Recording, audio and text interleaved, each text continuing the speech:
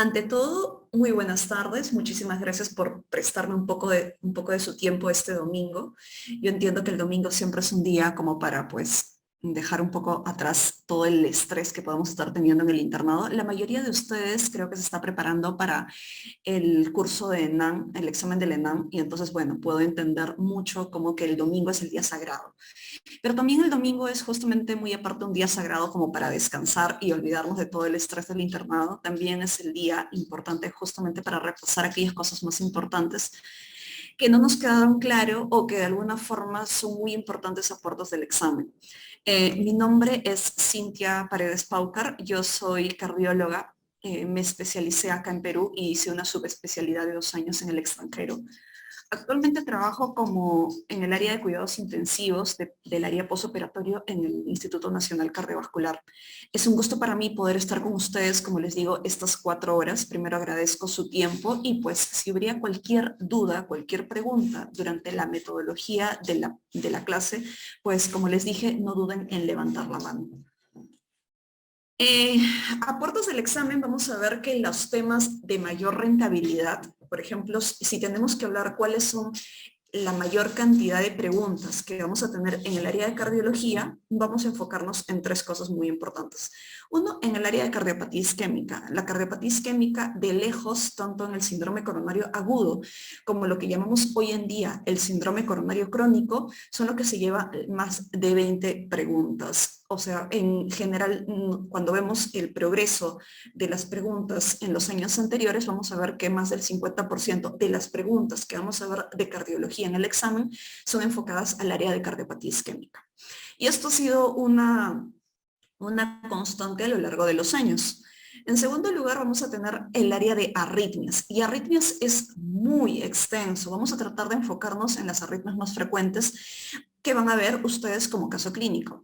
Y en tercer lugar, podemos encontrar tanto el área de insuficiencia cardíaca como los temas de hipertensión arterial. Entonces vamos a tratar de enfocarnos un poco en estos temas justamente para que ustedes puedan llevarse los puntos claves a puertas del examen. Bueno, empecemos con lo que viene a ser la cardiopatía isquémica. En primer lugar, hay que recordar, solo para que ustedes tengan en cuenta, que la cardiopatía isquémica dentro de las enfermedades cardiovasculares continúa siendo la primera causa de muerte a nivel mundial. Entonces, esta causa de muerte a nivel mundial, estamos hablando de que a mayor edad, mayor riesgo. Y dentro de las enfermedades cardiovasculares vamos a tener ya sea enfermedades a nivel del corazón, como la cardiopatía isquémica, enfermedades cerebrovasculares o enfermedades a nivel de las arterias periféricas. Solo para que tengan ustedes eso bien claro. Entonces, es por eso que es tan importante para que ustedes lo sepan y sobre todo porque es un área de bastantes preguntas dentro del área de cardiología. Cuando hablamos de cardiopatía isquémica, vamos a recordar que existen 2 entidades muy importantes. Uno, que vamos a hablar dentro de todo el contexto de estas 2 entidades, vamos a enfocarnos que existe algo que se llama aterosclerosis. Entonces, empezamos con eso. Y esto es muy importante para recordar con respecto a la fisiopatología. Vamos a hablar, cuando hablamos de cardiopatía isquémica, vamos a hablar de aterosclerosis.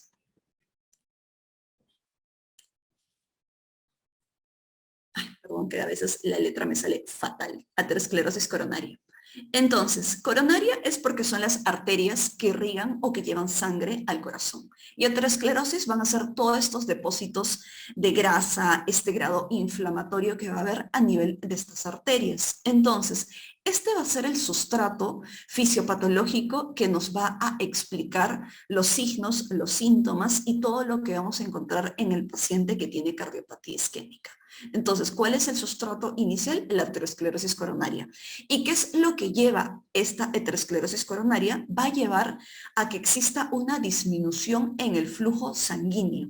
Entonces, si yo tengo arterias, en el caso de un paciente con cardiopatía isquémica, que va a tener depósitos de grasa, que va a tener algún grado de obstrucción, vamos a ver que este grado de obstrucción, a medida que va haciéndose más importante, va a generar lo que vemos acá, una disminución del flujo sanguíneo. Entonces, como existe algún grado de obstrucción en la arteria coronaria, no va a ser tan fácil que llegue el flujo de sangre. Y como va a ser difícil el transporte de sangre a esa porción del miocardio, lo que vamos a ver es que se va a generar algo que llamamos isquemia. Entonces, este es el sustrato fisiopatológico. De acuerdo a eso, como les dije, vamos a tener dos entidades, un contexto crónico y un contexto agudo. En el contexto crónico, ¿cómo diferenciamos tiempo? ¿Cuál es la diferencial para poder decir entre crónico y agudo? El tiempo. Sobre todo porque el paciente con síndrome coronario crónico es el paciente que ya tiene factores de riesgo que ayudaron a generar esta aterosclerosis coronaria, factores de riesgo, vamos a poner acá, que los vamos a ver más adelante. Es el típico paciente que tiene factores de riesgo como hipertensión, diabetes y que se acerca al área de consulta justamente porque está sintiendo algún grave dolor de pecho relacionado al esfuerzo físico. Entonces el paciente te va a decir hace 6 meses, hace un año, que poco a poco, de manera progresiva, he ido limitando mi actividad física. Porque siento una molestia de angina. Esta angina va a ser la reproducción de la isquemia miocárdica.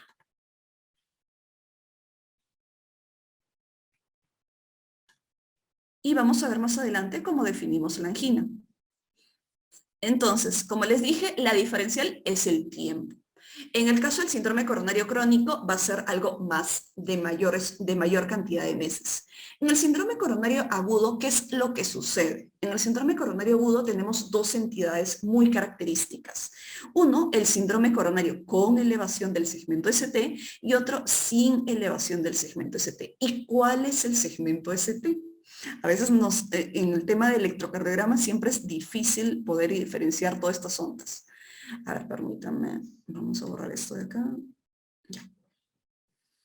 Entonces, recordemos que en el electrocardiograma existe algo que se llama la contracción auricular, que es la onda P. De ahí existe este segmento que se llama segmento PR. Después significa el complejo QRS y después este complejo QRS, que es la despolarización de los ventrículos, vamos a tener este segmento ST. Entonces, el segmento ST no es más que parte de la repolarización o el descanso de los ventrículos que se incluye después del complejo QRS hasta la onda T. Este es el segmento ST. ¿Y por qué es importante este segmento ST? Porque de acuerdo a este segmento ST yo puedo diferenciar en estos dos síndromes coronarios agudos. El síndrome coronario con elevación de ST, vemos acá cómo existe esta elevación del segmento ST, y el síndrome coronario sin elevación del segmento ST. Esto es importante, claramente es importante, porque nos dice que aquel paciente, no el paciente que se acercaba a la consulta, el que decía, doctora, hace 6 meses o hace un año, de manera progresiva, he notado una presencia de dolor de pecho, angina, y que me está molestando, pero pues lo siento cuando camino 3 cuadras o 4 cuadras y tranquilamente yo lo controlo. Trato de descansar y con eso se me pasa. Ese es el paciente con síndrome coronario crónico. El paciente con síndrome coronario agudo es el que se acerca al área de emergencia, es el que les toca la puerta o el que de alguna forma se acerca al área de emergencia justamente porque refiere de que ese dolor lo levantó y lo levantó de manera muy súbita, por ejemplo a las 2, 3 de la mañana y que no le permitió seguir durmiendo. Es un dolor que usualmente es brusco, que usualmente es un dolor que rápidamente va aumentando en intensidad y que aumenta mayormente con el esfuerzo físico y no cede incluso con el reposo. Entonces, este paciente que vamos viendo que la diferencial es el tiempo, la diferencial más importante es el tiempo, es la gravedad de los síntomas, es la intensificación de estos síntomas, incluso actividades de poco o nada de esfuerzo físico, tiene que ser abordado inmediatamente ¿con qué? Con un electrocardiograma. Primer punto que lo vamos a ver y que lo vamos a resaltar en las siguientes diapositivas. Aquel paciente que sospechamos de un síndrome coronario agudo, porque todos estos síntomas de isquemia cardíaca, es decir, angina, se presenta de manera súbita, o de manera muy rápidamente progresiva, lo vamos a ver en los casos clínicos, es aquel paciente que tiene que ser abordado rápidamente ¿con qué? Con un electrocardiograma. ¿Para qué? Para diferenciar estos dos síndromes coronarios, el síndrome coronario con elevación del segmento ST y el síndrome coronario sin elevación del segmento ST. Y bueno, continuamos. A ver, entonces, esta diapositiva la dejé en blanco justamente para hablarles un poco de lo que sucede en la aterosclerosis coronaria. Dijimos que todo parte acerca de un sustrato fisiopatológico en la cardiopatía isquémica que venía a ser la aterosclerosis coronaria. Recordemos un poco. Tenemos el vaso, una arteria coronaria simple. Entonces, en esta arteria coronaria, ¿qué es lo que vamos a tener primero? Una capa interna que viene a ser la capa endotelial. Lo vamos a dibujar rápidamente así. Después de este endotelio vamos a tener lo que llamamos el espacio subendotelial. Por debajo del endotelio. Y después de ese espacio subendotelial vamos a tener lo que llamamos las células musculares lisas, que viene a ser otra de las capas de las arterias. Y por debajo vamos a tener recién la apenticia, ¿no? Donde reciben la irrigación de estas arterias. La apenticia. Donde están los vasos vasorum. Bueno, entonces, ¿qué es lo que sucede a nivel de la aterosclerosis coronaria? Tenemos un paciente. En este caso, un paciente hipertenso, mal controlado, diabético, mal controlado, obeso, y que además consume cigarrillos. Entonces, estos son los factores de riesgo cardiovascular más frecuentes, factores de riesgo cardiovascular modificables, más frecuentes que podemos encontrar en un paciente con aterosclerosis coronaria. Una vez que este paciente reúne todas estas cantidades de factores de riesgo, que es muy frecuente hoy en día en un mundo industrializado como el nuestro, vamos a tener que todo esto genera algo que llamamos un contexto inflamatorio. Inflamación. Entonces, en este proceso de inflamación, ¿qué vamos a tener? Activación de algunos. Si tenemos inflamación, ¿qué sucede? Va a existir una activación de las células inflamatorias. En este contexto de activación de células inflamatorias, vamos a tener una activación de las células inflamatorias y un aumento de lo que llamamos los radicales libres. Entonces, en este contexto, además, vamos a tener colesterol. Este colesterol, que es normal que todo el mundo tenga ese tipo de colesterol LDL, ante este contexto inflamatorio, muchos de estos pacientes hipertensos diabéticos son pacientes con algún grado de inflamación crónica, sobre todo si están mal controladas sus enfermedades, vamos a tener que este colesterol LDL va a pasar a un colesterol LDL oxidado. Y eso ya lo hemos escuchado varias veces durante nuestras charlas de cardiología, cuando estábamos en la parte en el pregrado. ¿Y qué es lo que sucede con este colesterol LDL oxidado? Este colesterol LDL oxidado va a favorecer, se va a depositar a nivel de la capa subendotelial. Y todo este contexto inflamatorio de células musculares, este contexto inflamatorio en la cual vamos a tener células como los monocitos, células como los neutrófilos, células como los linfocitos, interleuquinas, va a favorecer de que se genere más y más inflamación. Entonces, la inflamación perpetúa más inflamación. Y sobre este colesterol oxidado vamos a tener que todo este componente inflamatorio se va depositando a nivel subendotelial. Las células endoteliales, de alguna forma, de lo que están compactas, empiezan a tener algo que llamamos disfunción endotelial. ¿Por qué? Sobre todo porque empieza a haber mayor contexto inflamatorio y vienen a ser células endoteliales donde se favorece la adhesión de mayor células inflamatorias. A esto llamamos disfunción endotelial. Y además empieza a haber un aumento de permeabilidad a nivel de las células, con lo cual favorece que todo este depósito aterogénico, porque empezamos a ver LDL oxidado en lugares donde normalmente no debería de haber, se empieza a depositar a nivel subendotelial. Empieza a haber células por ejemplo, los monocitos, que en su afán de fagocitar o de destruir estas células, este LDL oxidado se convierte en lo que llamamos las células espumosas. Entonces empiezan a haber células inflamatorias que se van depositando, interleuquinas, que de alguna forma en su afán de destruir o de frenar empiezan a perpetuar más y más inflamación. Sobre todo si ninguno de estos factores de riesgo se sigue frenando. En este caso lo que vamos a ver es algo que llamamos el núcleo lipídico. Entonces, si esta inflamación se perpetúa, vamos a ver algo que se llama el núcleo lipídico. Y en este contexto inflamatorio vamos a ver que las células musculares lisas, de que se encuentran normalmente en la capa media, empiezan a irse a lo que llamamos al espacio subendotelial. Y de alguna forma, con todo este contexto inflamatorio, empiezan a destruir lo que se llama el colágeno que se encuentra a nivel del espacio subendotelial. ¿Por qué es importante esto? Porque al destruir el colágeno, este núcleo de grasa, este núcleo lipídico que se había formado, si vamos destruyendo esta capa de colágeno que tiene alrededor, se hace un núcleo lipídico más frágil. Entonces, si yo tengo a la inversa mayor capas de colágeno que cubren este núcleo lipídico, este núcleo lipídico va a ser más estable. Y si las células, como les dije, este núcleo lipídico que está rodeado de colágeno se hace más débil, vamos a tener que es un núcleo lipídico más inestable. ¿Y cuál es la importancia de que sea un núcleo lipídico más inestable? Es que en cualquier momento se puede romper. Y es lo que vamos a ver acá, por ejemplo. Si nosotros tenemos que factores de riesgo, ya dije, paciente hipertenso, diabético, mal controlado, a medida que pasa el tiempo vamos a ver esta generación de este núcleo lipídico que les había comentado. LDL oxidado, aumento de células espumosas, células inflamatorias, interleuquinas.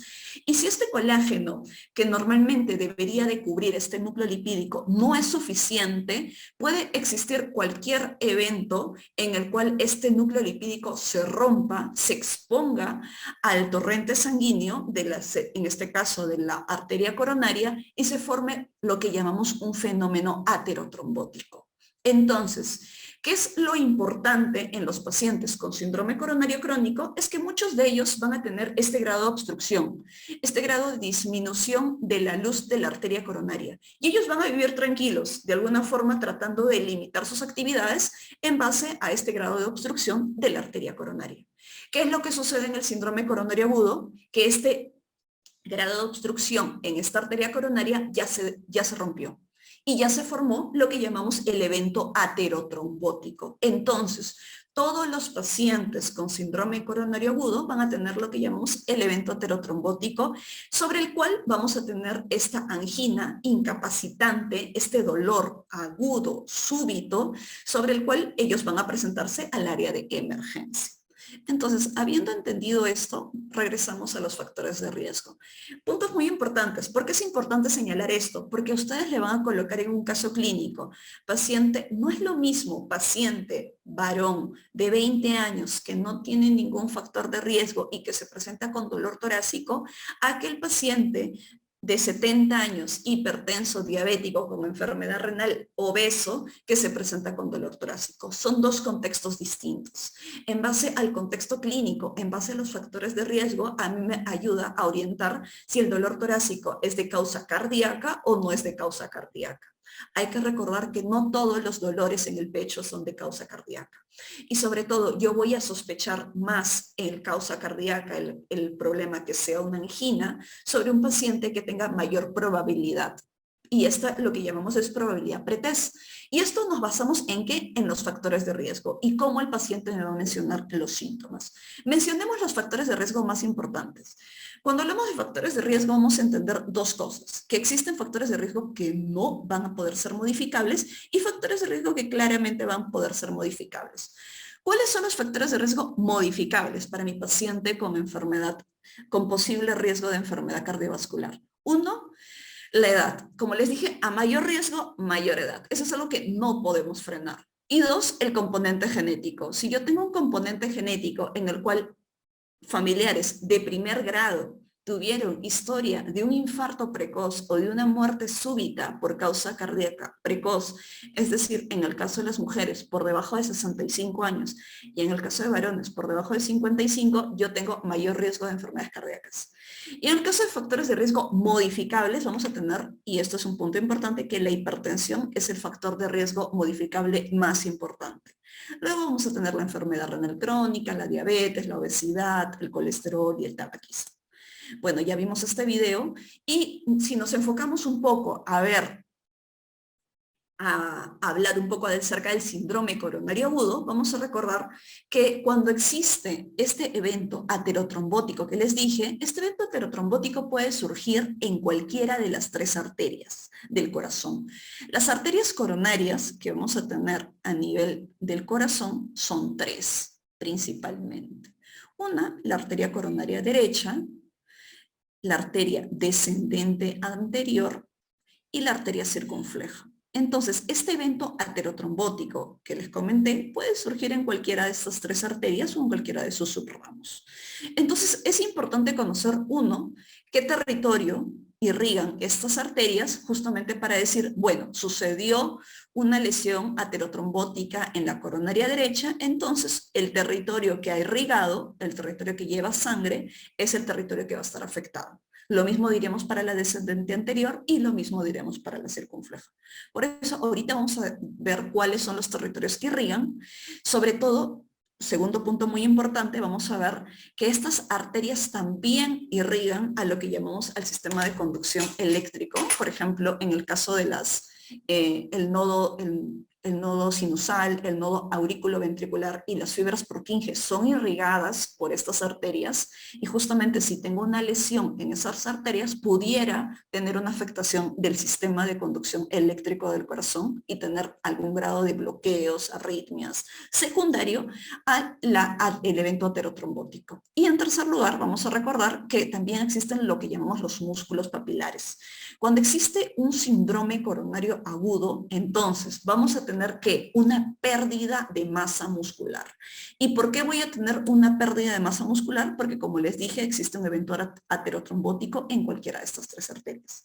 Vamos por la coronaria derecha. ¿Qué irriga la coronaria derecha? Como vemos, la coronaria derecha se va hacia el lado derecho.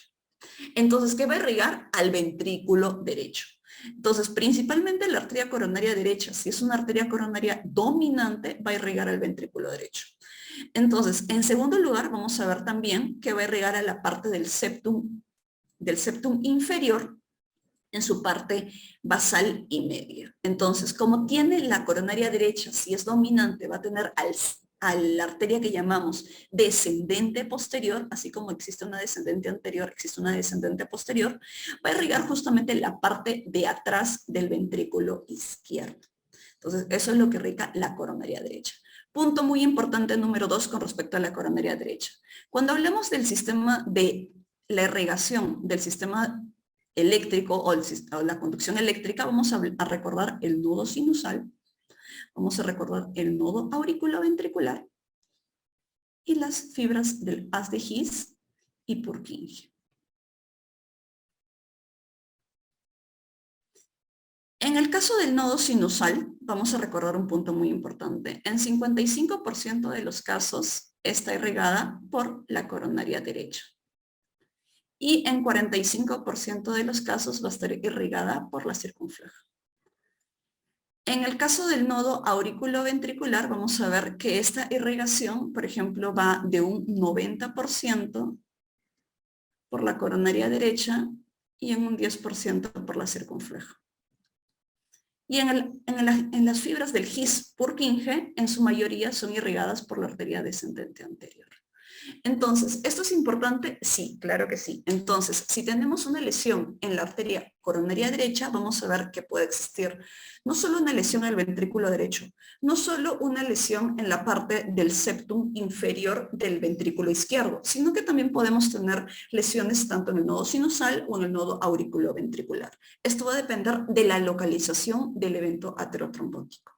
En la descendente anterior, rápidamente, si nosotros tenemos que decir que en un evento aterotrombótico, en un síndrome coronario agudo, va a existir disminución de la masa miocárdica, por eso lo coloqué en gris, disminución de la masa muscular a consecuencia del infarto, entonces vamos a decir que de las tres arterias, la descendente anterior es la más importante. ¿Por qué la más importante? Es porque la que irriga mayor cantidad de tejido miocárdico. Entonces, si tenemos un infarto en la descendente anterior, va a ser un infarto que posiblemente va a complicar más al paciente. ¿Por qué? Porque va a haber mayor compromiso de masa muscular cardíaca. Entonces, ¿qué irriga la descendente anterior? Irriga toda la parte anterior del ventrículo izquierdo, que es el ventrículo dominante, que es el ventrículo que al final lleva todo el flujo sanguíneo al resto del cuerpo. Entonces vamos a tener que la descendente anterior, como vemos acá en este gráfico, irriga tanto la parte anterior, basal medio apical, irriga el septum anterior y irriga todo el ápex. Entonces, eso es la importancia de la descendente anterior. Incluso puede irrigar la parte lateral, pero principalmente recordemos la parte anterior y la parte septal. Y como dijimos, va a irrigar también a las fibras de las de His y Purkinje. O sea, podemos ver bloqueos de rama izquierda, derecha, y que son bloqueos nuevos. Y en el contexto de un paciente que está a tener un compromiso anterior, diremos que este bloqueo de rama es a consecuencia de que hay una obstrucción o un evento aterotrombótico en la descendente anterior. Y por último, la circunfleja. No por ello menos importante, usualmente no suele ser una arteria dominante, pero ¿qué es lo que va a irrigar? Vamos a ver que va a irrigar la parte lateral. ¿Por qué? Porque inmediatamente cuando surge se va a la parte lateral. Entonces va a irrigar justamente la parte anterolateral del ventrículo izquierdo. Entonces, todo lo que ya veremos en los casos clínicos que dice y presenta un compromiso a nivel de la parte lateral del ventrículo izquierdo, recordemos que puede ser la circunfleja. Entonces, y un punto importante que me había olvidado, los músculos papilares. Los músculos papilares, a nivel del ventrículo izquierdo, vamos a tener dos músculos papilares. El músculo posteromedial y el músculo anterolateral. ¿Por qué es importante esto? Porque los músculos papilares lo que van a hacer es estar sosteniendo a las cuerdas tendíneas que de alguna forma permiten el cierre de la válvula mitral. De nuevo, ¿por qué es importante esto? Porque dentro de los músculos papilares, dije que iban a haber dos. El músculo anterolateral va a ser irrigado tanto por la descendente anterior y la circunfleja. De nuevo, ¿por qué es importante esto? Porque el músculo posteromedial solo es irrigado por la coronaria derecha.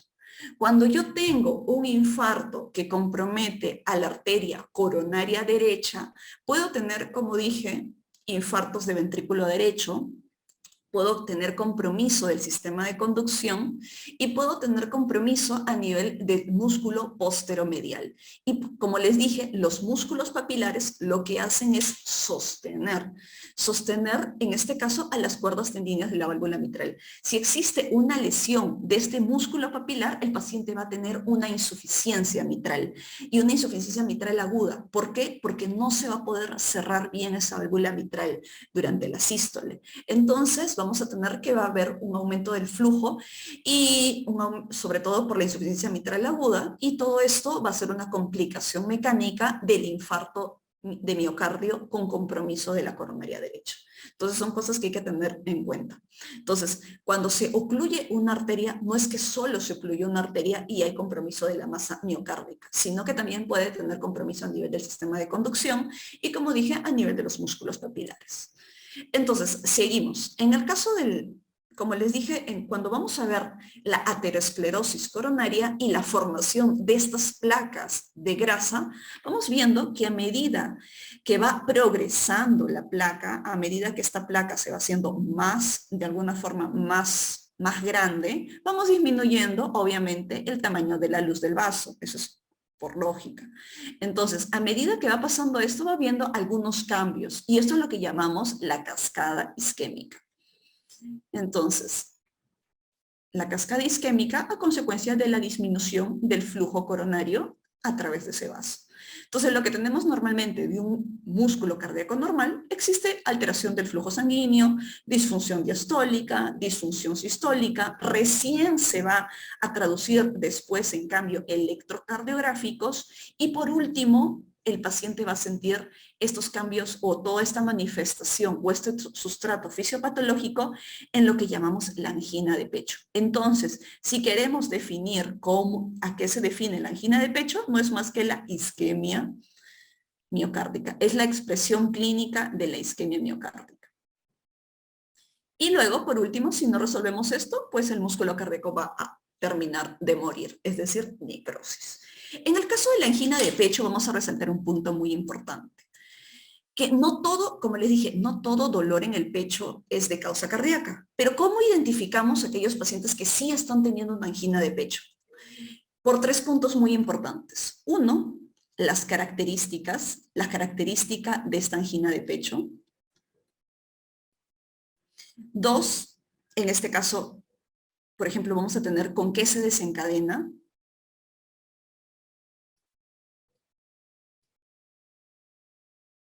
Y cómo alivia. 3 puntos muy importantes. Si yo tengo esos 3 puntos muy importantes, ¿qué voy a decir? Que el paciente tiene una angina típica. Si no tengo esos 3 puntos muy importantes, solo tengo 2 de ellos, porque, por ejemplo, la característica, ¿cómo defino una característica típica de angina? Que el paciente va a referir que es un dolor, como lo vemos en el gráfico en el lado derecho, que es un dolor usualmente difuso.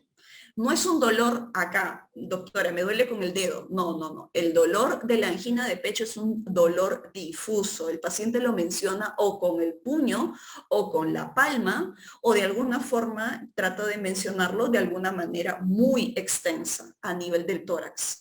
Segundo lugar, este dolor suele ser opresivo y suele ser a nivel retroesternal. Algunos lo van a referir a nivel precordial, otros lo van a referir en el cuello, otros lo van a referir en el brazo. Muchas veces lo que buscamos siempre es esta irradiación típica a mandíbula y a brazo izquierdo, pero podemos tener solo en el brazo izquierdo, solo en la mandíbula, irradiado a ambos hombros, pero como le dije, la característica es lo difuso, y yo creo que esto es lo más importante a tomar en cuenta. La característica difusa y de tipo opresiva.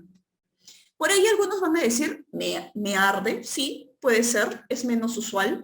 Algunos pueden decir, lo siento como punzadas, lo siento. Y esas punzadas es más típica que a veces lo mencionen las mujeres. Las mujeres siempre vamos a referir todas las cosas de manera más atípica. Entonces, en cambio, a diferencia de los varones, y eso está documentado, que usualmente la angina atípica, porque no se presenta con todas las características usuales, es más propio de las mujeres, de los diabéticos, de los pacientes con enfermedades o alteraciones demenciales, que justamente refieren los síntomas, pero no de manera usual. 2, cómo se desencadena, cuál es el estímulo. Usualmente los 2 tipos de estímulos más frecuentes con los cuales se desencadena este dolor es que aumenta con el estrés emocional o el estrés físico. Entonces, si tú le dices a ese paciente, usted alivió con algo ese dolor, por ejemplo, ¿pudo caminar? No, doctora, yo me fui al baño porque quise lavarme la cara y me dolió más. Entonces tenía que quedarme quieto. Y usualmente te van a decir tal vez que se desencadenó con algún grado de estrés emocional, algún pleito, algo que tuvieron. ¿Y con qué alivia? Alivia con el reposo o alivia con el grado de el típico medicamento que de alguna forma va a vasodilatar las arterias. Entonces, como dijimos, en el caso de características vamos a tener como punto importante que va a ser difuso y opresivo, como lo vemos en el gráfico de acá, como lo vemos en el gráfico de acá, como lo vemos en el gráfico de acá. Y a esto se le ha denominado el signo de Levin, que es el número A. Es muy típico que le digan paciente varón, suele ser los varones. Los varones tienen mayor incidencia. No digo que las mujeres estemos exentas de cardiopatía isquémica, solo que las mujeres lo presentamos a mayor edad. ¿Y por qué? Por el efecto del estrógeno. Entonces, suele ser más frecuente, la incidencia suele ser más frecuente en los pacientes varones. Entonces, van a decirles paciente varón que acude al área de emergencia por la noche o muy inicios de madrugada, porque también los síndromes coronarios agudos tienen un efecto circadiano. Y como este efecto circadiano suelen ser no digo que son específicos, suelen ser más frecuentes en primeras horas de la mañana. A las 3 de la mañana, signo de Levin positivo, ustedes ya van a saber, si les dice signo de Levin positivo es porque está teniendo esto. Y que posiblemente sea una angina típica. Hipertenso diabético, signo de Levin positivo, ¿cuál sería su primera aproximación diagnóstica? ¿Cuál sería su primera aproximación diagnóstica? Lo vamos a ver, electrocardiograma. Bueno, entonces, en el caso de el desencadenamiento, vamos a tener que va a ser el estímulo o el estrés físico o emocional. Y en el caso de aliviar, siempre suelen aliviar con el reposo, porque como en el reposo vamos a tener menor estrés en el corazón, vamos a de alguna forma disminuir la demanda cardíaca, entonces pues alivia con el estrés o alivia con el uso de los típicos nitratos. Los nitratos que hacen generar vasodilatación. Esta arteria está a punto de cerrarse. Entonces, ¿qué es lo que tengo que tener? Vasodilatadores a nivel de las arterias coronarias. ¿Y cómo se llaman esos medicamentos? Los nitratos. Entonces, teniendo esto en cuenta, vamos a tomar también que cuando el paciente refiere así, doctora, ¿sabe qué? Me duele en este puntito, acá, ahí, muy específico, no es difuso. Me va a decir, me duele, respiro hondo y me duele aún más. Entonces, ya te va alejando la posibilidad que ese dolor, el del cuadro D, sea de causa cardíaca.